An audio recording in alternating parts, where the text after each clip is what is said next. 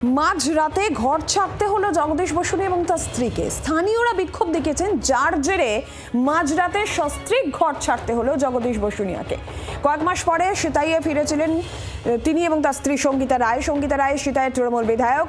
স্থানীয়দের বিক্ষোভের জেরেই তাদের ঘর ছাড়তে হয়। মাঝরাতে কড়া পুলিশের নিরাপত্তায় ঘর ছাড়েন জগদীশ বসুনি এবং তার স্ত্রী।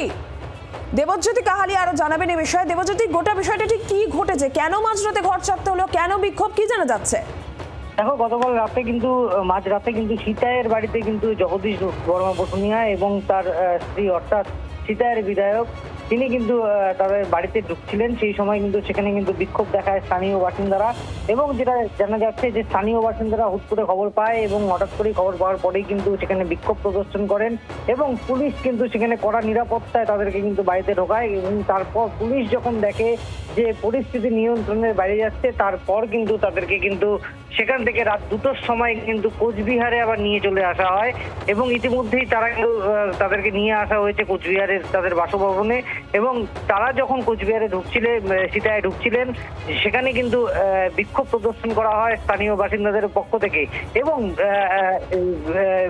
যে আমাদের বিধানসভা নির্বাচনের ভোটের পরেই কিন্তু তারা কিন্তু বেপাত্তা ছিলেন এবং সিতাইয়ের থেকে কিন্তু তারা কিন্তু পলাতক ছিলেন। এবং তারপরেও কিন্তু যেটা দেখা যাচ্ছিল যে দিল্লিতে প্রধানমন্ত্রীর সঙ্গে বৈঠক, তারপর শুভেন্দু অধিকারীর সঙ্গে বৈঠক, তারপরে এনসিপিআইতে যোগ কিন্তু এই জগদীশ চন্দ্র বর্মা বসুনিয়া যে কোচবিহার লোকসভার সাংসদ তার, এবং তারপরেই কিন্তু তিনি আজ কিন্তু গতকাল কিন্তু স্থানীয়দের বিক্ষোভে তিনি ঘর ছাড়তে বাধ্য হলেন স্ত্রীকে সঙ্গে নিয়ে। ধন্যবাদ দেবজ্যোতি।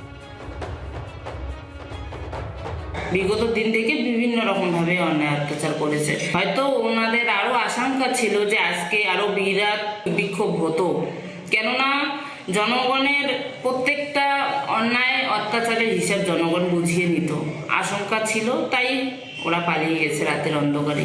এর সঙ্গে বিজেপির নেত্রীর কোনো সম্পর্ক নেই। সাধারণ জনগণের সঙ্গে হওয়া অন্যায় সাধারণ জনগণ হিসাব বুঝে নেবে। তাই বলবো, হুটহাট সিতাই এলাকায় ঢুকে যাতে সিতাই এলাকাকে অশান্ত না করে।